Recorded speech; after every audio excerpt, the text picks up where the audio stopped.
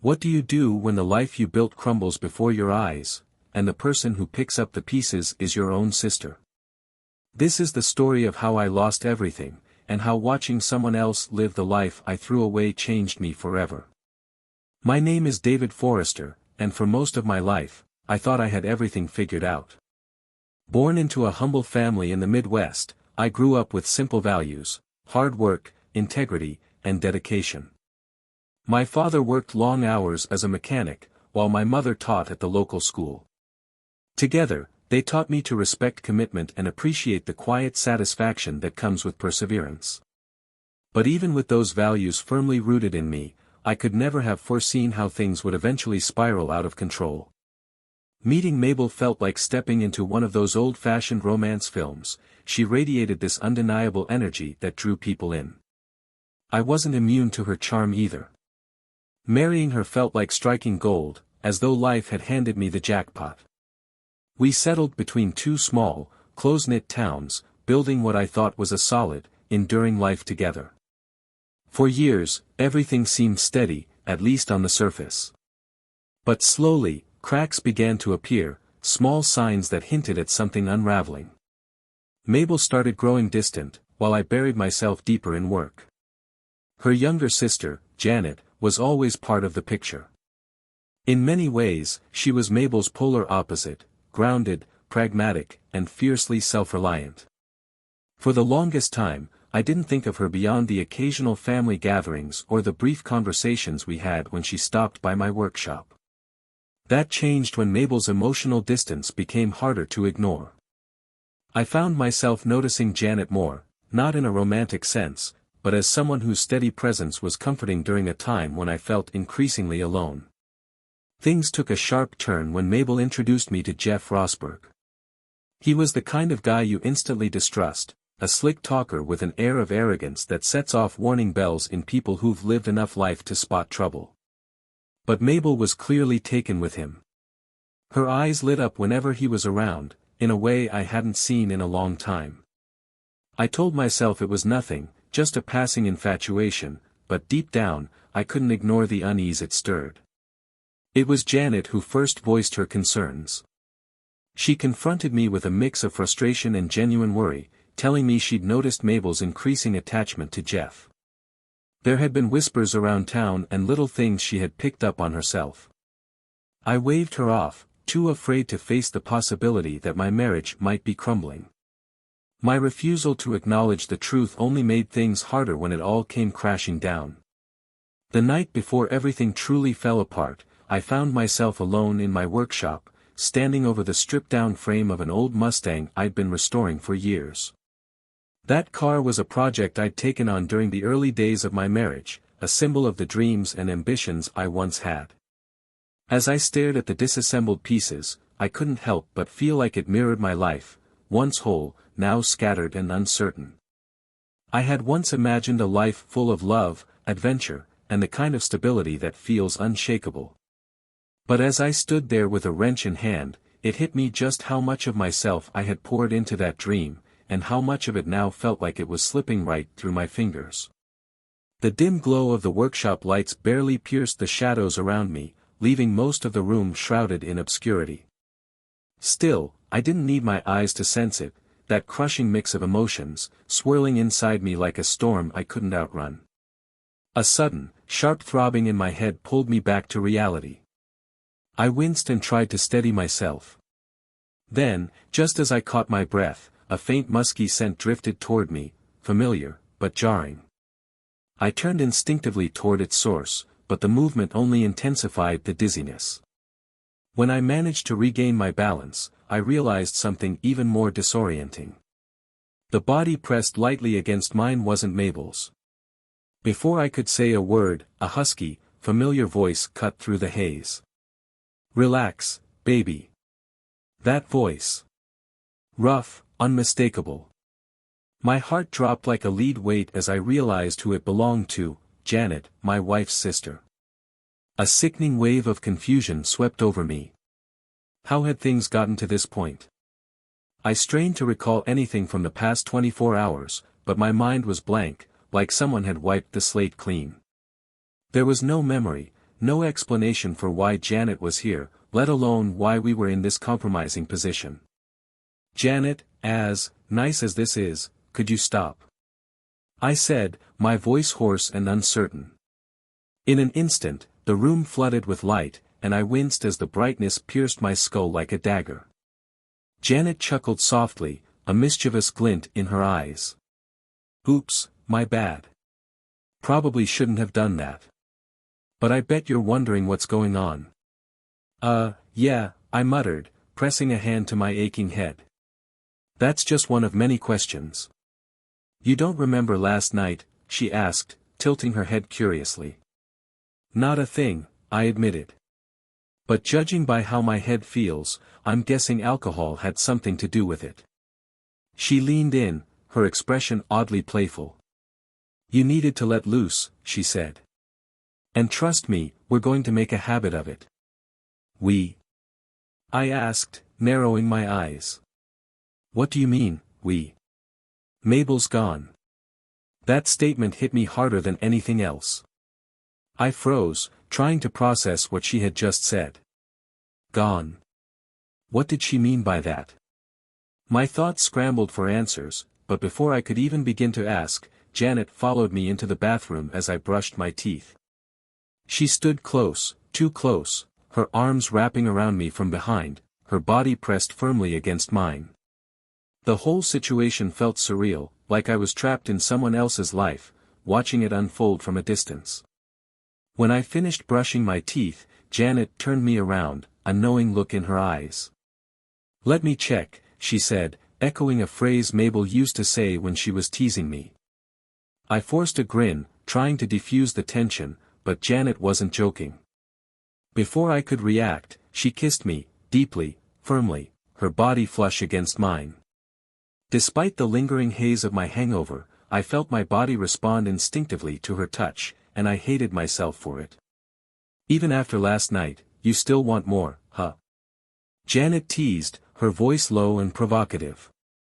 I pulled back slightly, my mind spinning. This wasn't right. Nothing about this was right. "What I want," I began, forcing myself to stay calm, "is to understand what the hell is happening." But before I could get another word in, Janet leaned in again, her playful smirk making it clear she wasn't interested in explanations. Had I really fallen so far, beyond even the reach of forgiveness? Just yesterday morning, I had woken up in the comfort of my luxurious bed, feeling like the reigning queen of these two small Iowa towns. It wasn't because of anything I had achieved on my own, it was all thanks to Dave. He wasn't even from around here. He'd followed me back after we met in Chicago, where my parents had relocated for better healthcare for my mother. Dave married me, stayed by my side, and over the years, he built a life for us here. But now, everything was crumbling, and the blame didn't rest solely on Jeff or Janet, it rested on me, too. Dave had given me so much, but looking back, I wondered how much of what he told me had been real. Even his steadfastness, his loyalty, were those genuine, or had I been fooling myself all along? Ironically, Jeff, the man at the center of my downfall, had once dated Janet. She had seen through him and moved on. I wish someone had warned me. Instead, I fell for his charm, his false confidence, and it led me to this moment, humiliated and alone, wandering down a desolate road with no plan except to get to town, find a ride home, and figure out what to do next. "Are you dressed yet?" Janet's voice called out, breaking through my spiraling thoughts. Even with everything going on, her tone carried a steadiness that almost annoyed me. I didn't answer right away.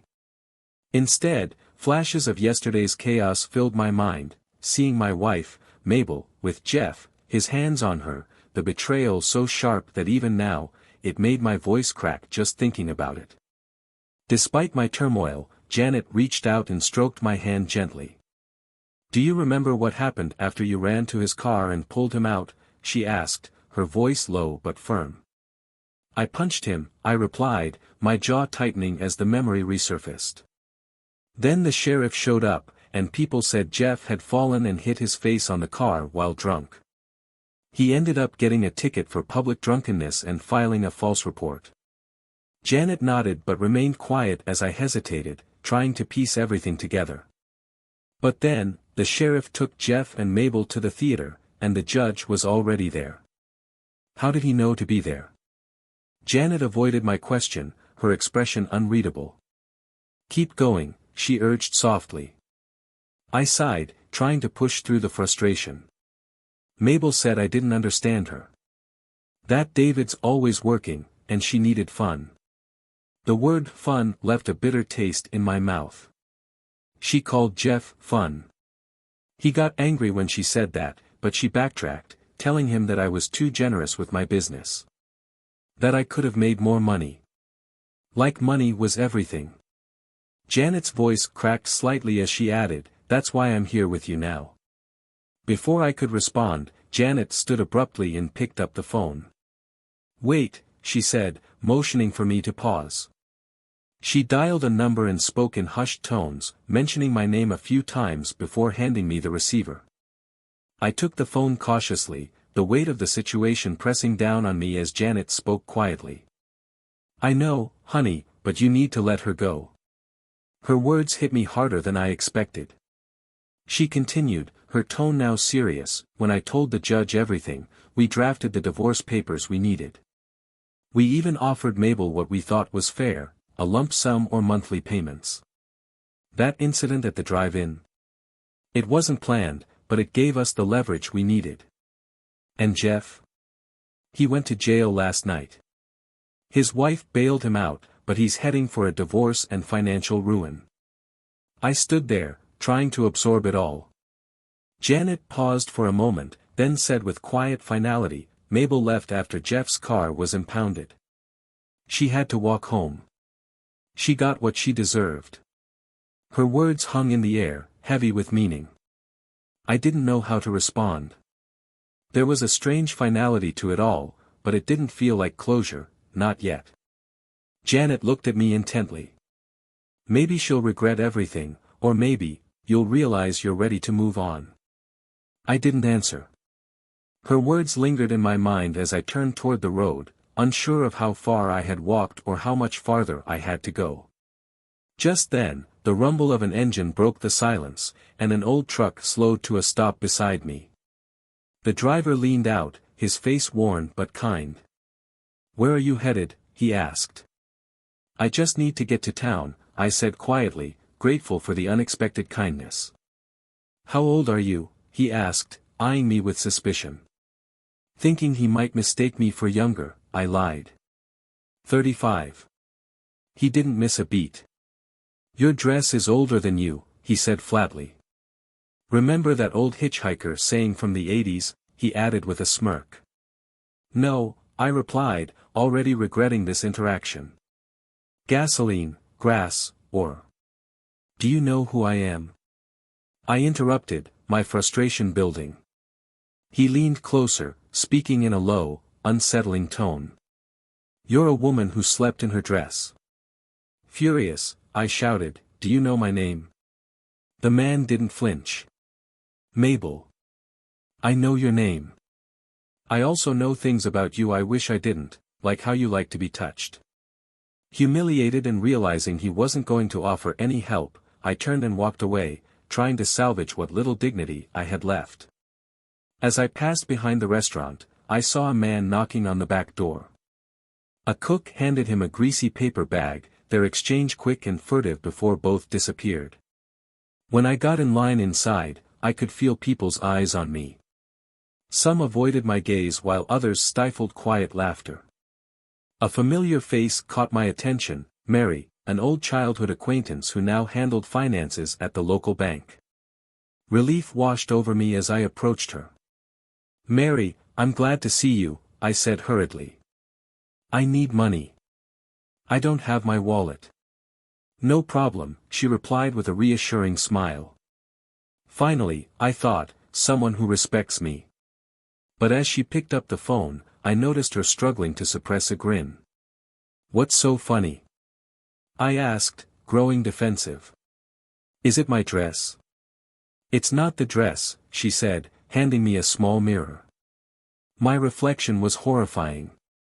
My eyeliner was smudged, my lip gloss smeared, and my hair was an unkempt mess.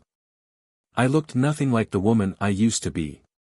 Later, in a tense conversation with Janet, Mabel tried to protest.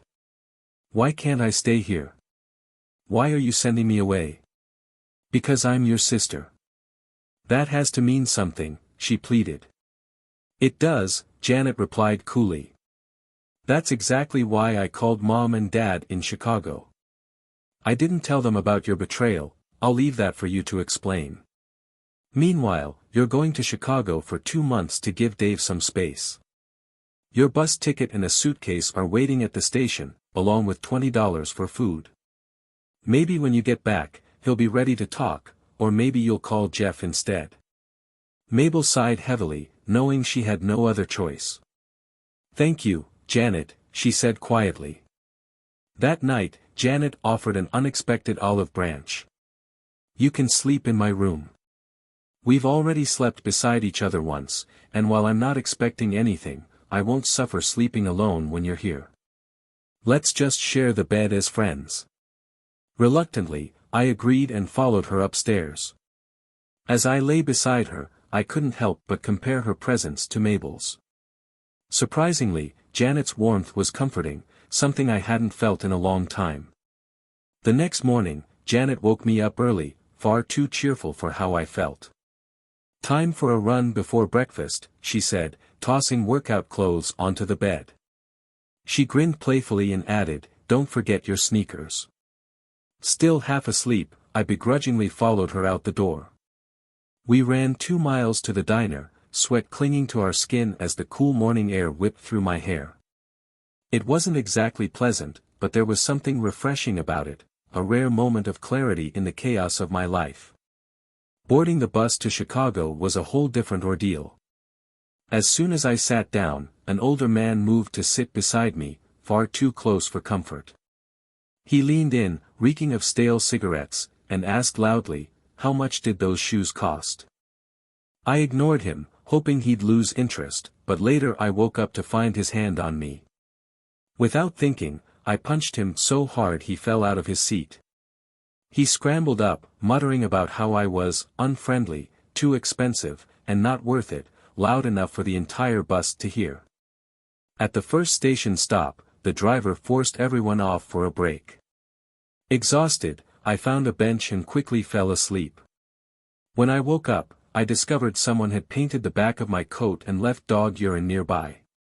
Humiliated again, I didn't know whether to laugh or cry. Later, in a car ride with my father, everything came to a head. After staying quiet for a while, I finally admitted, "I'm not sure I want to fix this. Dave, he's boring. I found someone else." My father didn't say a word. He simply slammed on the brakes, turned to me, and stared, the weight of his disappointment crushing me in ways words never could. I felt like the dumbest person alive.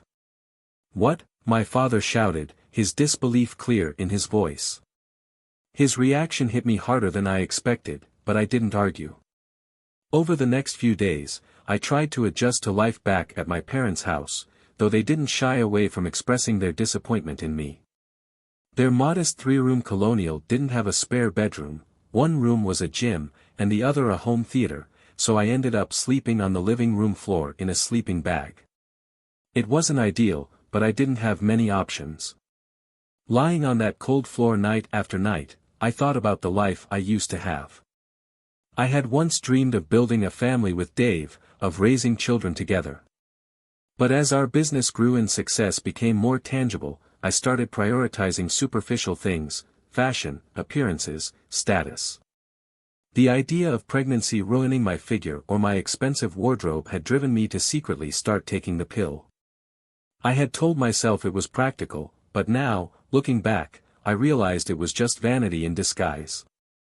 With no job prospects in sight, I decided to explore starting my own business. As I brainstormed ideas, I could hear my parents chatting in the next room. Their closeness distracted me.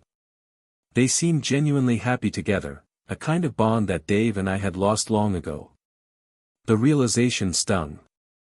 Somewhere along the way, I had allowed my obsession with image and success to distance me from the man who once meant everything to me.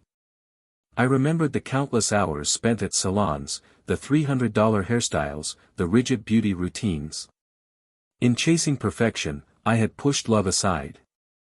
One afternoon, I overheard my parents talking about their plans to visit the Grand Canyon.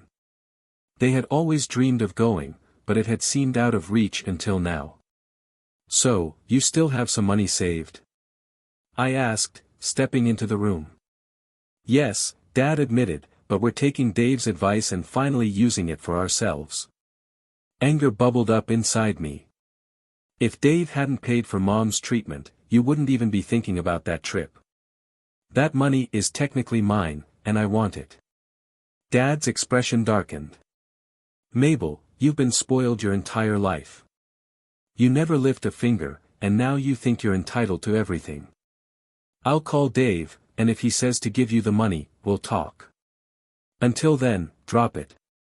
Stunned and humiliated, I mumbled an apology and left. Defeated, I walked home, realizing just how far out of my depth I was. Everything I had taken for granted was gone. I had no idea how to fix any of it, or if it was even possible. Later that evening, as I stood in my workshop trying to gather my thoughts, I suddenly felt myself slammed against the wall. Panic surged through me. I thought someone was trying to steal tools or attack me, but before I could react, a familiar voice broke the tension. "You scared me," I shouted when I realized it was Janet, smiling mischievously. "Well, you're not holding up your end of our deal," she shot back, her eyes sparkling with playful defiance. Janet was dressed in mechanic-style overalls, unzipped halfway to reveal just enough to make me look away awkwardly. She grinned at my reaction, clearly enjoying making me uncomfortable. She changed quickly, emerging moments later in jeans and a fitted shirt that hugged her in all the right ways. For the first time, I saw her not as Mabel's younger sister but as a confident, beautiful woman. "Where are we going?" I asked, trying to sound casual. "To the movies," she said. "People need to see that you're not broken by what happened with my sister." At the theater, we watched a Nicolas Cage movie, Janet's favorite. Sitting beside her, I was surprised by how easy the conversation flowed. With Janet, there was no pressure, no pretense. Everything felt light, natural, a stark contrast to the strained, distant dynamic I'd had with Mabel in the last few years of our marriage. After the movie, we strolled down the street, holding hands and chatting about the film. For the first time in a long while, I felt a flicker of hope. Maybe things weren't completely beyond repair. Maybe, just maybe, I could rebuild my life, starting with myself. As we passed by a cafe, an old acquaintance, Millie, spotted us. She gave me a small, sympathetic smile. "I'm sorry for what Mabel did to you, Dave," she said quietly. "I'd love to invite you over for dinner, to help you get through this tough time," Millie said, her tone sweet but insincere, her low-cut dress leaving little to the imagination. Before I could respond, Janet stepped in, her expression sharp. "Millie, get off my porch," Janet snapped. "If Dave wants to see you, he'll do it somewhere else. Don't come back here." Millie, looking offended but still determined, handed me a strawberry pie. Before I could thank her, Janet grabbed the pie and hurled it down the driveway. "He's on a diet and allergic to strawberries," she barked before dragging me back inside, slamming the door behind her. I stood there, a mix of embarrassment and admiration swirling inside me. Janet's fiery protectiveness stirred something in me. When she softly said, "Love you, Dave," later that evening, it broke something open in me, something I hadn't felt in a long time. But just as quickly as the moment came, it slipped away. She abruptly left the bed, seeming distant and regretful. The next morning, Janet barely spoke, claiming she felt unwell. Though she reassured me she wouldn't miss our planned dinner that night, something felt off about her all day. Still, when the evening came, Janet looked stunning. The dinner felt perfect, almost like old times, but after the meal, she leaned forward, her expression serious. Dave, you're ready to stand on your own again. It's time to move forward. I didn't fully understand what she meant, but the weight of her words lingered. A few weeks later, at Janet's insistence, I started dating again. It didn't take long to realize how unprepared I was. I managed to go on 3 dates, and 2 of them were complete disasters. The only silver lining was one date that showed a faint glimmer of potential. The first date was with a stockbroker who clearly had money. He took me to an upscale French restaurant, one of those exclusive places that seemed impossible to get into. Despite my request to sit near the entrance or in the center of the room, he insisted we be seated in a dimly lit booth at the very back. Something about the whole evening felt off, and by the end of the night, I realized he wasn't interested in conversation, just appearances. After the awkward dinner, I decided to call it a night. As I stepped out of the restaurant and hailed a taxi, he slammed the door in my face before speeding off. I had no idea where I was, but thankfully I remembered my parents' address. I started walking toward what looked like a main road, hoping to find a store or restaurant where I could call for a ride. Before I made it far, the drizzle turned into a full-blown downpour.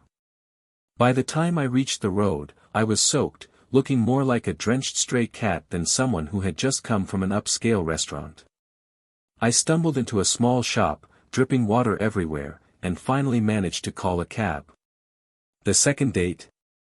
Somehow, it was even worse. I had met the guy online, and things seemed promising, until I realized he wasn't interested in a proper date. He kept making suggestive comments and steering the conversation into uncomfortable territory. When I refused to entertain his advances, he lost his patience, demanding, "Come on, I spent $50 on this dinner. Where's the rest?" "That's all I have," I shrugged, trying to defuse the situation. "I'm going through a divorce." "Well, strip," his friend chimed in. "We don't have all day." I froze, horrified. "There's no way I'm getting undressed for you," I shouted.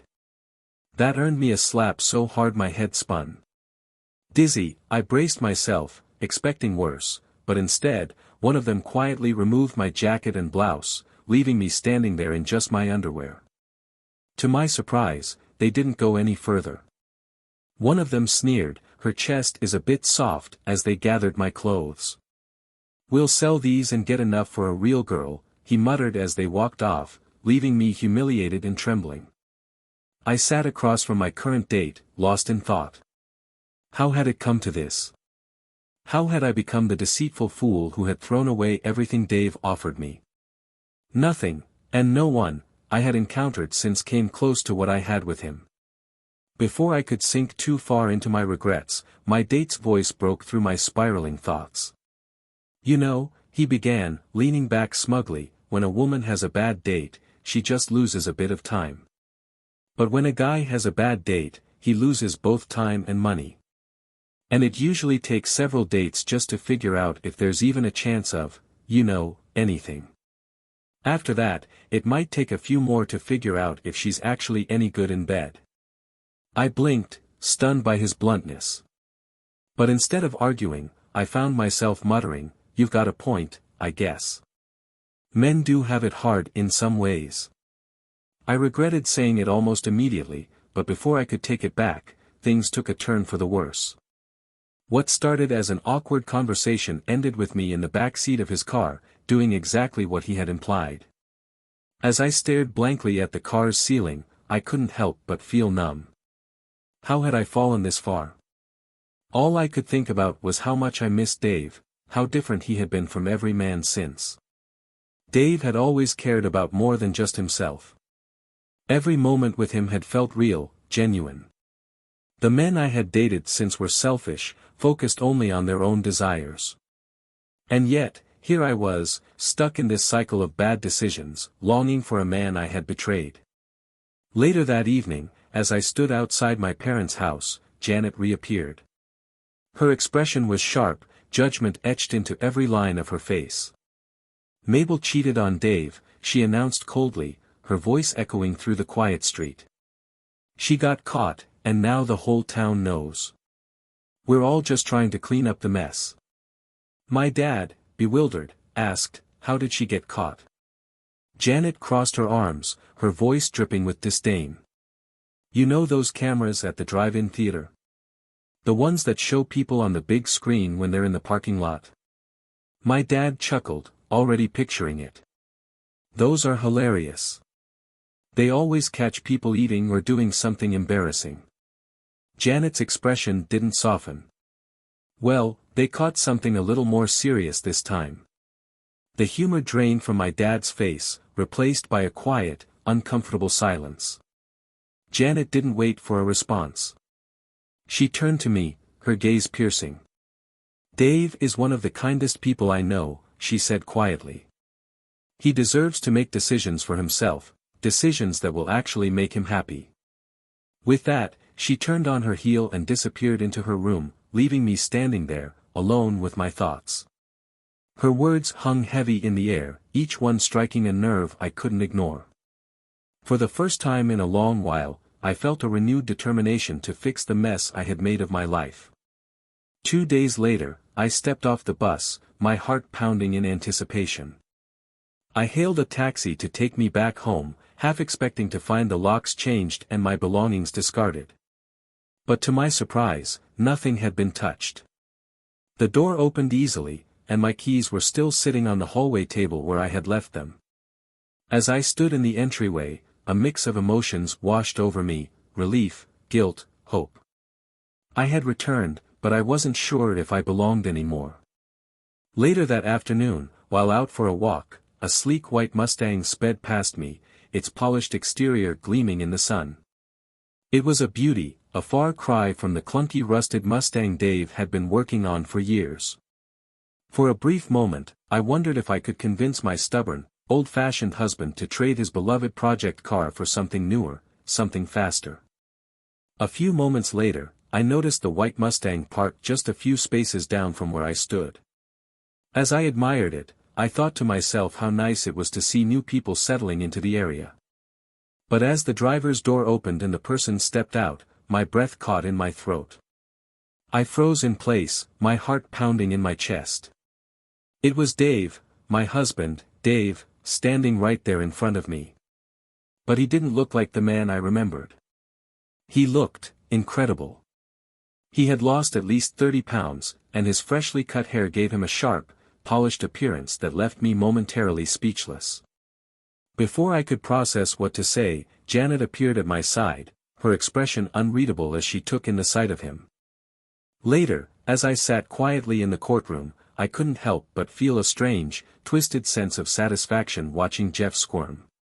His humiliation, though well-deserved, felt excessive, even to me. Mabel took the stand, offering her version of events, and for the first time, I saw things from her perspective. Though it was clear she was only willing to admit so much in a public setting, her testimony gave me a glimpse of what had gone wrong between her and Jeff. By the end of the proceedings, Jeff had little more than the clothes on his back. His former life, once built on arrogance and deception, was now in shambles. As I watched his now estranged wife, flanked by a team of sharp-suited attorneys, stride confidently out of the room, she caught my eye and smirked. It was a smug, taunting expression, as if to say, "Your turn now." Outside, Janet leaned in close, her voice low. She and her husband decided to sell their big house and skip town. They've been driving around in that flashy new car of theirs, barking orders and throwing money around like there's no tomorrow. Can't wait to leave, I guess. It's funny, she added after a pause, how people can turn their lives around like that. After all he's been through, the divorce and everything, you'd think Jeff would have grown a spine. Millie, who had been eavesdropping nearby, shrugged. Once a pushover, always a pushover. Janet didn't respond, but I could sense her frustration. Jeff and Mabel's story wasn't worth dwelling on any longer. What mattered now was the future, and for Dave and Janet, that future was looking bright. Later that evening, as we sat on the porch, Dave turned to Janet with a playful smile. "I've been thinking," he said. "If they're tearing down the old theater, I'll have it rebuilt as a community sports center for kids. Janet raised an eyebrow, skeptical but intrigued. And where exactly do you plan to live while all this is happening? With you, if you'll let me, he said softly, his smile turning shy. And if not, I'll settle for the guest room. Oh, you're not staying in the guest room, she teased, pulling him onto the porch swing beside her. Wrapping her arms around him, she grinned.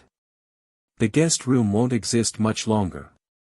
Oh? He asked, raising an eyebrow. I'm finally converting it into a media room. About time you joined the 21st century, she teased. Dave laughed, but then his expression grew serious. Enough about them, he said, referring to Jeff and Mabel. We have unfinished business. Like what? Janet asked, resting her head on his shoulder. Well, Dave began, when all of this started, I was happily married. Now, I'm happy again, but not married. Janet's eyes softened as she gazed up at him, but before she could respond, Dave grinned. Are you saying I need Millie's number? He joked. Laughing, Janet tackled him onto the porch floor, both of them caught up in a moment of pure joy. As Dave groaned, she asked, What did I break, your leg? No, he chuckled. Just the box with your ring. Janet sat up, startled, rummaging through his pocket until she found the small velvet box. Her hands trembled as she opened it to reveal a simple but beautiful ring. She looked back at Dave, speechless for once in her life. Time passed, and life found a new rhythm. Janet's degree in child development was finally being put to use, and she found herself thriving in ways she hadn't imagined before. Sometimes, when Mabel crossed paths with them, seeing their happy, thriving family, there was a flicker of something in her eyes. Longing, perhaps. Regret, definitely. Janet and Dave would simply smile and wave, knowing that Mabel had to live with the consequences of her choices. Some people think Mabel got off too easy, Dave admitted once. But the best revenge is a life well lived. I'm happier now, with Janet, than I ever was with Mabel. Janet smiled at him, squeezing his hand gently. And I got the life she threw away. She has to see that every day and live with it. They shared a quiet laugh, content in the knowledge that they had found happiness, not through revenge, but through resilience and love.